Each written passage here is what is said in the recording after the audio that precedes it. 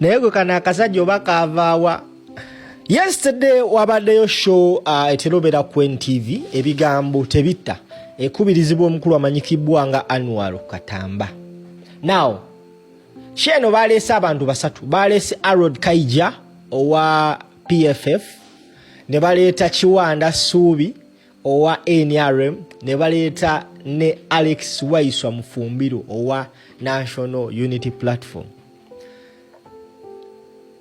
Program yabadde entirely okutesa kwa debate kwabadde ku nsonga ya tickets ezikubwa emmotoka ku nguudo empya ezafuuse ettabu. Naye show gye yaggweredde omukulu amanyikibwa nga Kiwanda Suubi yamaliriza Azoleya oba azalawa amaanyi g'ekibiina kya National Unity Platform mu maaso ge yabadde yakalondebwanga omumyuka w'omwogezi w'ekibiina mu delegates conference yabadde ku ssomero lya NUP Kamwocha. Alex WAISWA MUFUMBIRO n'agamba kasajja gw'omanyira ani Azoleya otya ekibiina nga ndi mu maaso. Kiwanda Suubi argument yabadde agamba era kimmanyi abasinga tubadde ne argument eyo gye tubeereeyo nga owa NRM agamba NRM esinga NUP amaanyi mu Uganda. Ekibiina kya NUP nga nabo bagamba ekibiina kya NUP kisinga ekibiina kya NRM amaanyi. Eyo debate yabadde, and trust me, Alex WAISWA MUFUMBIRO out-reasoned Kiwanda Suubi. Era nkugamba ebigambo bino mu bantu abasinze obonaabona mu kibiina kya NRM, Kiwanda Suubi yegasse ku bbala mu balugahale, because these people always try so hard to make sure nti balongoosa ekibiina erinnya ly'ekibiina kya NRM, naye nga wallahi billahi tallahi okuuma lubugo kumbe lubaale mubbe.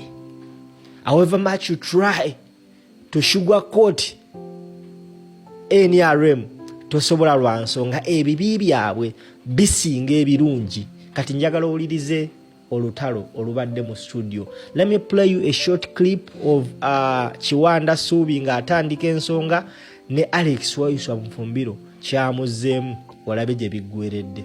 Katukomewo tovaawo. Nye kandidate abiri w'abantu kuba ekibiina kyaffe ky'amaanyi g'abantu. Ekibiina kyaffe si kino ekibeera eno, ekibiina kyaffe nze ewanambiro ku dream omusajja akaaba mbu yatuukanga yayina abantu bano balina obukodyo bwayonga olugeswa naga nomanyi tetukozesa register tulaba ffenna twemanyi ng'oli alina abayaayi bali balinze ne bayiikawo ebintu by'abantu bizibu. So naye ki kyonna kikulaga katolaba nti kayiga mu nsi yonna akwotingayo olwokuba nti se mass party etalinga party eya region y'emu, naye olwokuba nti olina okumanaginga akalulu kale karamoja kale egindi kale egindi kwaba nabo banguyirwa.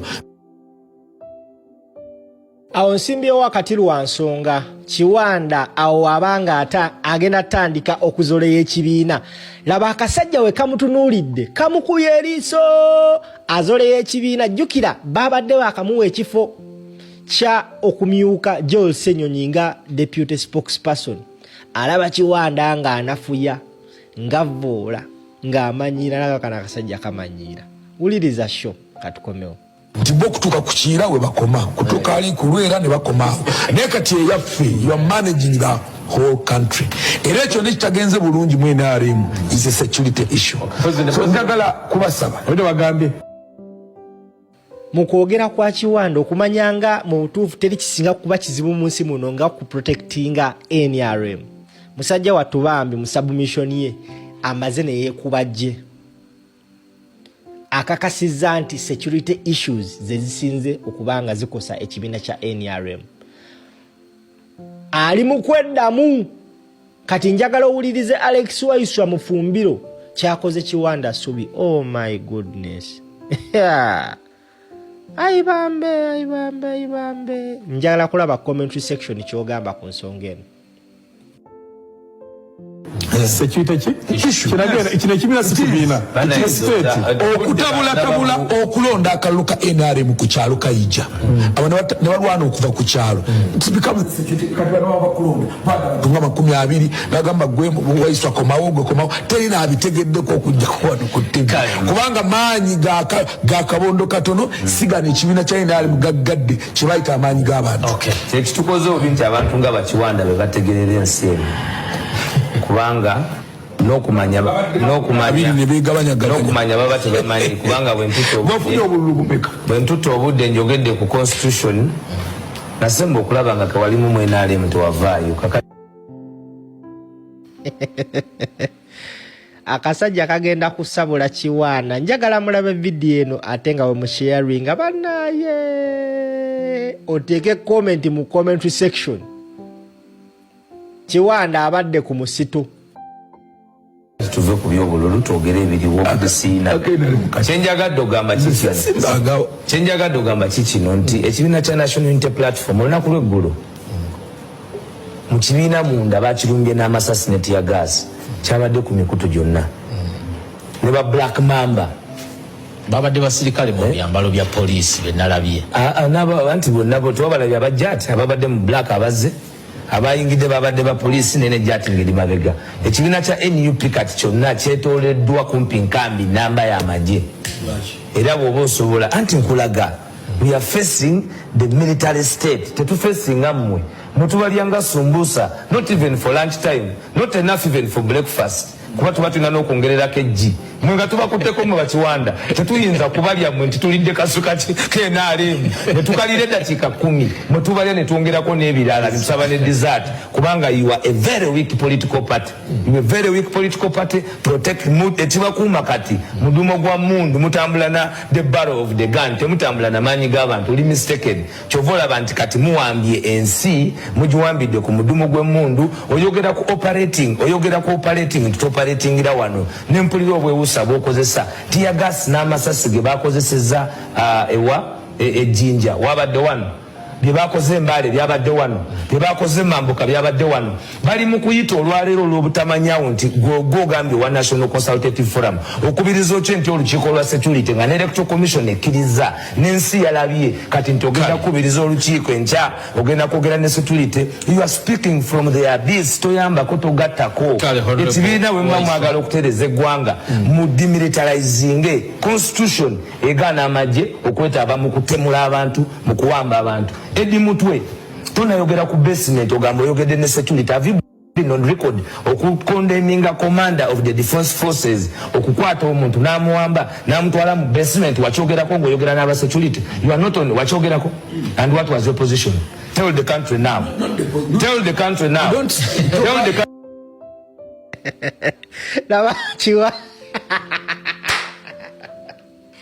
naye bana nagambe tewali kintu kisinga kuba omulimu ogusinga okuba obuzibu mu Uganda waneeno is to go on TV kwogerera NRM Kiwanda Kali mukomera nga ne kooti yamulagira aveeyo ogamba mbu ekibiina kinafu ebyo mubyogere ebyo mwenamwe kyobalaba tetukayana nammwe kati tuli above that so we are under we know what we are fighting against no we know what we are fighting against kubanga twogera ku kuwamba abantu twogera ku kutta abantu leero yogera nange nawe toli sure oba bwe nva wano enkya n'aba safe. You can't give me that 100% guarantee. Kagamba bana Uganda gwe Kiwanda nti Waiswa ajja kuba safe for all his life in Uganda. Okimanyi kakati ata atiyanga waliwo Kiwanda mu argument alesemu Katonda yagaba obulamu akasajja kamukubye pesa erisembayo kasa Kiwanda akonye ku kigambo Katonda yagaba obulamu uliriza ka Alex kyekamugambye kana akasajja kava wabana Kamanti Katonda mwina speaker owo wekibiina kyo agana okubeera maliriza agana okubeera impasho nakera ku machago gugamba kati Katonda simanyi gwe gwosinza kuba yatugambye Katonda ye Museveni moyo ye mwana ne kugamba ne Bible kati mugisoma kifula nenge mu buli kimu mukikyusa ng'omusajja yagamba nti mumuyinza okera ku machago mugamba Jesus was a woman yonna mubikoze tuyenza yazege omulongi 2026, ladies and gentlemen, tugenda mukaluko okwekalakasa ke twayise protest board. Kikyolengera ne batandika okwogera okuteesa n'okusala entoto. Wabula ebyayogeddwa mu eyo meeting bassebo ne bannyabo byogeza abantu obwama. Musajja wange Muwanga Kivumbi ayina mu NUP okuwa ekifo ng'ekya deputy president ekya leader of opposition ekifo kyonna kyonna ekinene mu NUP, you have to first and foremost develop a very thick skin, kubanga oba ogenda kusanga emiswaswangule woba toggumidde giba gigenda kuyuuya. Muwanga Kivumbi bagenda bamuwa ekifo ky'obwa deputy president musajja wange. Abasajja bakalakase Muwanga Kivumbi naye ebbanga lyabadde mu NUP ayina bingi nnyo byayize mu bintu byasinze oyiga kwe kubeera omusajja omuggumivu. Now ayina statement ze yakoze ku lunaku olwo nga bali mu kwadressinga abakulembeze ba Central Buganda, era abaana agamba nti tugenda kusimba amaanyi abantu n'amaanyi kwaba abantu beyayogedde mu category 3. Esooka abo abali aba eni ebifo ebya eni ebifo ebirimu aba NRM mu Uganda tebagala mu yadde, because ontabamiriko abantu bali mu Central Buganda. Olukungaana olwo lwalabye lwabadde lw'abakulembeze ba Central, aba Eastern bakola olwabwe Mbale, aba Western olw'Ebushenyi balugana, n'abo Northern bagenda bali mu kikwasaganya. Yagambe nganzo omukulembeze wa Central amyuka president tugenda kukozesa eggaali esinga okuba enkambwe nga tetwagala mukulembeze wa NRM mu Buganda. Beti Namboza abadde ku mukutu n'agezaako okunnyonnyola ekintu kino nga bwe kyabadde. Yagambe nti babadde balina enteekateeka za phases 3. Phase esooka ababaka aba NRM abali mu Buganda baveewo. Phase ey'okubiri ababaka aba NUP naye nga ebikolwa byabwe tebikyalabikanga ebya NUP nabo okubajjawo. Phase endala ey'ababaka bali ku opposition naye nga they are in good terms with NUP bali mu nteeseganya boogerezeganya balabe butya we bagenda okwasaganya ensonga eno. Se phases 3. Era Muwanga Kivumbi yamire n'agamba mubamanyi waliwo ab'e Masaka, Nyendo Mukungwe, ow'Ekimanya Kabonera, n'ayogera ku Twaha Kagabo, n'ayogera ku Simanya Lwanga, Kazibwe Bashiri. We all know them, and trust me, NUP ne webange egamba nti eyagala etya mu butuufu tesobola kuwa Abedi Bwani kane wadda. Wadde NUP yagambye abo bonna ababadde balina behaviors eziri crooked mudde mwetondere ekibiina tutambulire wamu. Bataddewo mu waatu ogwo ekibiina kino bana abakikulembera bagezi bwe babanga basooka tuula bakola bulungi nnyo, because balina statements ze bakola, balina ebintu bye bakola, moves ze bakola nga mu butuufu bagenda kukuteeka mu space weeteme wekawekengalike. Waliwo abantu nga Joyce baagala nga indeed wabaddewo narrative nti yes takyali waffe, naye ekibiina kyamuwadde benefit of doubt nti jangu wetonde, jangu wenenye tukule, because bangi nnyo bakola ebintu ebiri contrary to the party. There are so many people abakola ebintu ebiri contrary to the party. Naye kati waliwo omusajja amuyitaani oyo ali awo alina omutwe gwa bofulo, Lubega Mukaku, in fact soina kwesimbawo ku kifo kyonna. Lubega Mukaku ekifo kyalina okwesimbawo kyemmanyi ate nga nandibadde nkimwagaliza yali esimbyewo nga MP akiikirira abantu abaliko obulemu mu parliament, because Lubega Mukaku aliko obulemu mu bwongo. Naye wana kino kye bayita ekimeeza tusimbudde. Serugga one more time Joshua nsanyisa okulaba oli ku TikTok, atuuka tapping a screen yo ku TikTok, ali ku Facebook liking a video, sharing ali ku YouTube subscribing tapping a notification bell, and as well share the video to as many people as you can. Mbonyongero babuzaako. Now basebo ne banyabo onako olwale Muwanga Kivumbi No, it was yesterday. Yayitiddwa ku mukutu ogwa CBS. Naye mu kuyitibwa n'atuula n'omusajja amanyikibwa nga Kasibante. Kasibante omu ku basajja abadde basinga okuvvoola n'okujolonga obukulembeze bwa National Unity Platform. Something you need to know about this gentleman called Kasibante. Ina mukatono nnyo. Kasibante Moses ono Mwanga Kivumbi adda amutidde mu studio.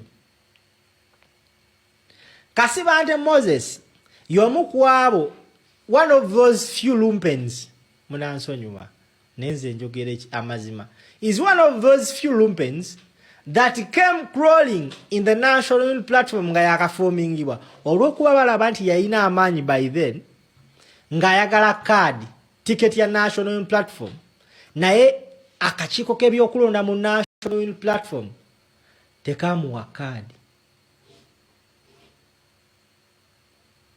Kasibante omba mu makadi, him being nti yali incumbent, yalowooza nti alina amaanyi mangi nnyo. Era mu kulowooza nti alina amaanyi mangi nnyo, omukulu Kasibante n'asalawo n'agamba nti nze amaanyi ngalina, ngenda kujjanga independent. Sanso okula mukadde wange Sarah Kamala, thank you so much. Protest vote, blessed.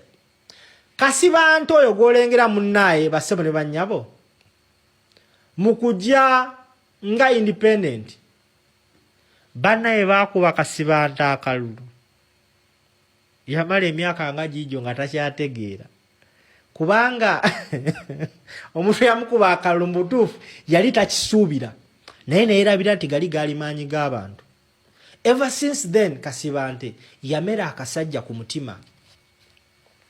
Ayina obukyayi obw'enjawulo ku kibiina ekya National Unity Platform, specifically ku bakulembeze aba National Unity Platform.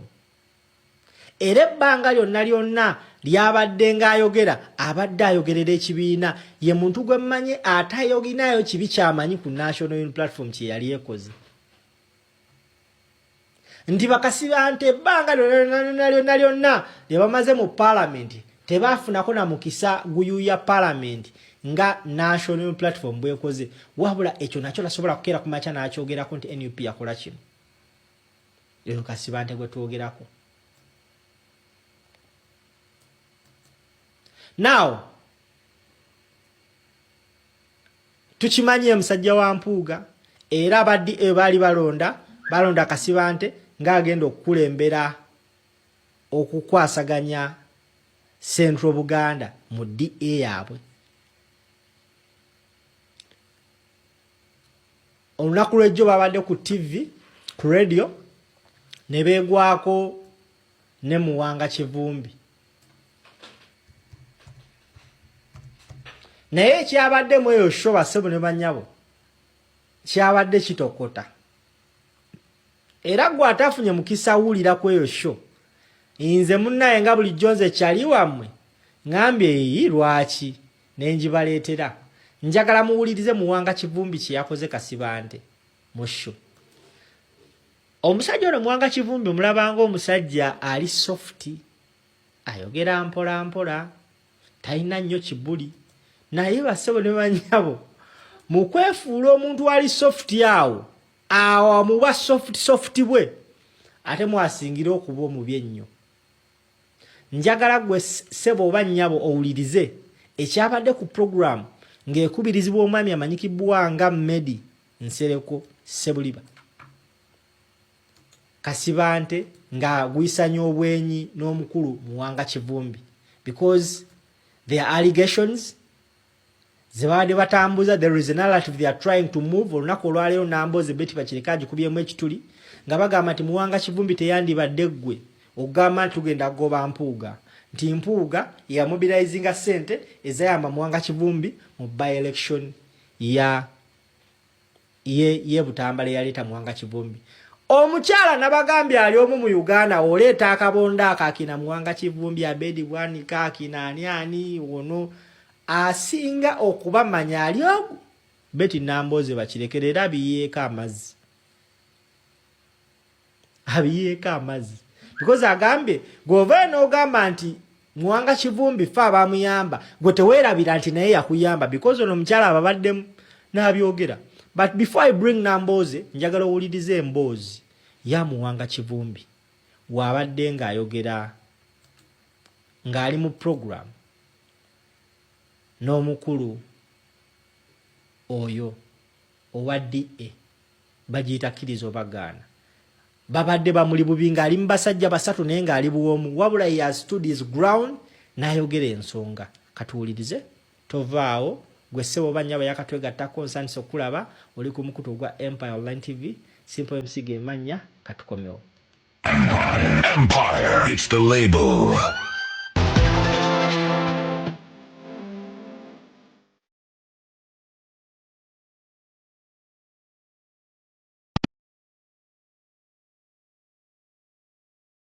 Nawadde maina bagenda kutuula bako Mwanga dictator bamanga dictator malira weddi omanyi statement eri alina okugijjawo president we kabuze kwatuliza nti omutwe gwe gwesiga n'omutima gwe gwesiga alina dictator buze kwatuliza dictator statement ze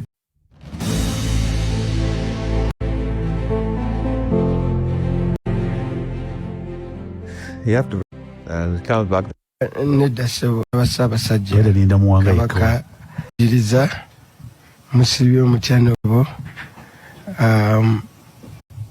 mukama mulungi budde bonna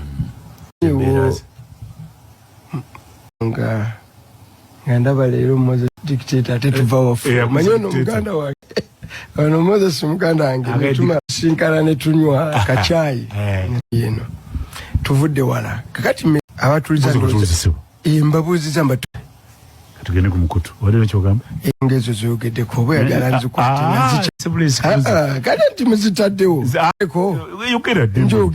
yukereko tego sibwe wadde mulamu nizokere ebyobufuzi kyo bekutuuka okwesimbawo bifo byonna mu ggwanga kiba kirina kibisimbako abantu obusobozi ng'oli kifuze ekyetongodde ebiganyizibwako mu ggwanga osaanye weekakabe obisimbeko. Kati abatunudde speech yange bagitunuulidde ku muteeko omuteeko ogwesooka mu Buganda challenge kusomozebwa dde national platform ya mu Buganda ne waliwo 5 ebyobubaka bwa palondebwamu national bitawangula bifo 5 mu bifo 10 mu 5 omuteeko ogusooka nga waliwo ebifo 500 ng'ebitebiri ba national unity platform ate ng'ekibiina eky'amaanyi kyandibadde kibyetaaga. Kakati kubyo ebyo girako sina ba opposition 37 kubyo ba kati tolako 5 tegeza abasigadde aba opposition balinako 14 so balinako 13 ebifo biri 37 biri mu NRM ejo gye twayise Blue Ocean. Instead okulwanira bino betwali lwaki tetugenda ewali NRM ne tusookayo amaanyi tukwate ebifo ebyo 7. Nze kitone yansooka Butambala okuumugundu sibe gwali mubbi yali awanguddeyo mukalulu akaddako ne tukkaanya okuwangulayo yadde ero bagali Oliver Betkamya namisango nzire Butambala nga mu kiseera ekyo nze mukulembeze wekka mu Greater eyaliyo omulonde nga opposition kule ekyaddirira nga tukoze kaweefu eyo yonna mu Greater Mpigi basigalamu abantu 2 bokka kule atali ba opposition lwako ali Egomba ne Silivia naye bali ekyo nga kize kubanga ne tukaabula kasibante yasookayo olubimbi ensiko neki amavunike nga tugamba following example ngezo ebifo bino Mubende nakaso betutayinamu abaka tubite agenjawo obwo bwe babadde obubaka level y'omutendera gwaki ogwa parliament. Omutendera ogwokubiri ogusinga sensa sagge waliwo era bye twawa abaabiwangula we twogerera ije mazima mu lwatu nga Kagabo ne Jime gambo lwalero tife tulibe na remu era pate kala yera lala mikwano jaffe njawo baga fe tukoze DA kasibanto nega fe tukoze eki bakoze DA batola shahada bagamba tukoze DA tutambuddemu nobye ne banoba ulunje tuagamba mukama abasasirireyo ngo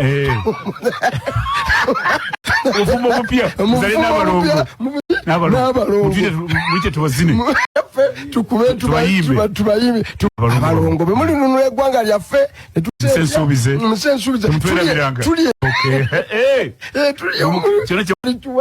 tuli n'abandi beera mutuuze si ennunule ekyo kiri bakinkolera tubaga n'akamwakabwe hatali ne kamera ne batuza ne kwalizimu ne batula ne batola shahada ebifo ebyo ffe tugamba nga ebintu kanti bannange ebyo biri vaka abanupu ebifo ababi kati munyange hajatiye sara wange bwagenda sara yobwa ne sharia kyenda mulumu kyenda mugumu ajamuga afudde bugenze bugenzi tizwera kyenda ngozawo bano bafune bano kati be bano ne tuteka ngaffe ngeje n'abadabyogera nga ndi omukazi okusooka okunobera ddala waliwo ne mwawula ebisenge ne mwawula bikitekewo n'ennaku 30 alimu akaddannyuma ffe abakazi tubaagala de bafumbe eddiya kulw'abaana bakomewo tubagamba badde bakome tadde mwezi ennaku asatu tujja nga tuwoowa kati kirimu sitaani kasibani ano bemisana osajja muli kimavunana alebo muwangune by the way tango eyasooka okuba enene yali ya mubulo tinga bw'oba ogenda mubulo muwanga eri bazikuba nga tumaze okubulangana buli omu ekibuga kimumize nziramu okumusinkana mu bulo bubiri gumulale ya Dr. Besije watuuka mu bulo nga tayise waffe lyaffe ddene nga liri Gombe nga sina bwe sise wa muwanga kakati tusinkane Kampala buli omwabuuza munne solonga kibuga kyewaffe ateeka okuba amanyabyo nange senga nalwadde ne ngenda mu ddwaliro ali ningirizawo kanya senga oyimiriza n'omugamba nti muwanga okujja mu palamenti mu kumenyerayo abantu bataano abamuyamba bw'atayogera Gobe ekyo kimu bw'atayogera kwani ku mpuuga Mugobe biri kibayita collegism tubadde mpaba kasibantu ononye muwango manyaga oba mpuuga oba semuju oba segona oba namboze ebiseera ebyo ekirina gye kyava muwanga nga semuju wa F nga ffe tuli ba DP nnyo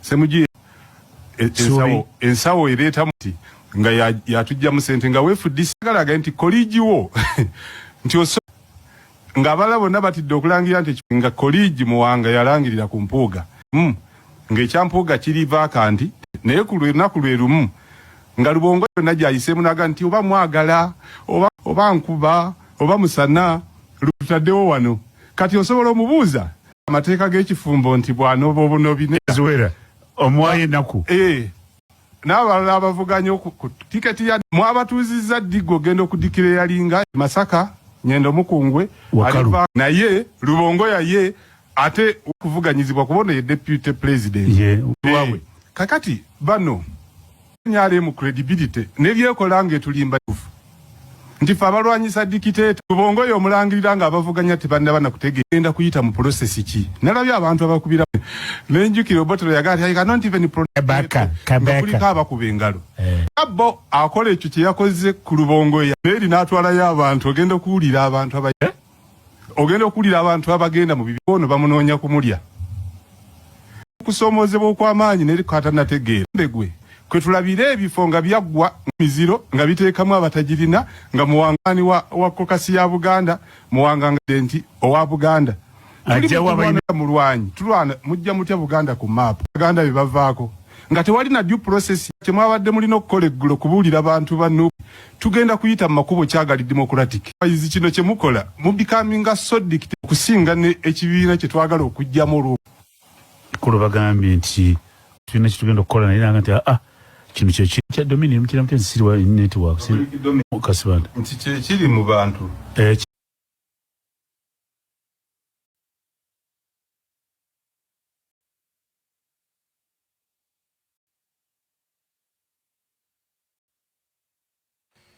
Alright, naba ampola kano ka video mujja kategeera era onaba totegedde ojgwe oyina obuzibu ade show yakirizo bagana ngenda kugyongerayo I go any further sagala kwerabira kasibante wabadde ayogera abadde anenyambi ng'ateekamu aka statement ebadde agame specifically ambo colleaguism oba kitegeeza oba Seruganda ng'agamba nti Muwanga Kivumbi yabadde talina commitment eyo National Unity Platform NUP all along has been okujja colleaguism by'eggwanga Uganda nti no ne waba Muganda wo ebya colleaguism bidda wali. We all used to see Mathasi Mpuuga Robert Bobby Wine nga mbutuufu olabira ddala naye Mpuuga we yakera ku maca n'akono gwe mu ssowaani y'Abannayuganda Kyagulanyi diplomatic yajjawo colleaguism n'agamba look here because kasambuza kadi ya colleaguism denga akola nti ono abbye kyali wange atako lwa nsonga kyali wange ebintu bya ggwanga Uganda temuli mu byaba koligi so bali mu kwenenya Muwanga Kitereko olw'okubanga nti Mpuuga kwaba bali kakiiko akasondera Muwanga Kivumbi election so they are saying he was stand and say tetumuntu. The fact is oba sichi Mpuuga kalu NUP ino musako omuntu mumma nti tuli kujjawo ebyobufuzi bye kyali wange ne waba apamye muso genda mugambako tekisoboka ko era tekirisoboka alyonna omuntu yenna tugenda mugambako kubuulira tugenda mwatulira era kubanga twogera amazima ewatuntu kyonna because this is the card these people have been trying abagezaako moving a narrative eyo nti oli osobola mukola kintu ekyo era biki ererere babala Kivumbi yagamba bannaye bintu bya ggwanga kati njagala owulirize reply Muwanga Kivumbi jazzeemu amanyikibwanga Kasibante Moses Nagvumbi ennaku zino omusajja ali alabanga omuke luno olutalo Muwanga Kivumbi Namboze bali bayingira mu luno olutalo because they know these people. Eranze decision right now okuwa Muwanga Kivumbi ekifo ntandise mbutuufu okulabanga it was move a very right decision motive okwata Muwanga Kivumbi namuza mfategeera kati njagala owunyabo Muwanga Kivumbi kyazzeemu because alese n'ensonga eri mbu tulwana Buganda jizza ku map ata nyini Chairman wa Buganda caucus Baganda ku map akasajja kamu Muwanga Kivumbi because baina ne kadi nti Lubongo ya si Muganda nagamba nti ilo si Muganda magala muleta mu Buganda ndiko kasiyemu jendimu erimo ntibwa Museveni aba mubende amubembeza abaweraho nga si Baganda agala owulirize Kivumbi kyakoze Kasibante tugende ku nsonga endala program ekimeza mu sanso kulaba Akalyango Umal sanso kulaba brand wa Bobby Wine thank you so much for one more time Rastaman Buganda kutu greatest Guineas Father Cats MC and whoever is watching us welcome aboard abali ku YouTube Manu my brother Ugambotia Christian Match Sarah Kamulali Mulungi Elvin Match and whoever is watching us on wali ku TikTok tapping a screen wakatuka the more you tap the screen the more recommended to other people such that they join us to do ekimeza ku mutumbi ku TikTok nsanyusenyo kubanga ndi namwe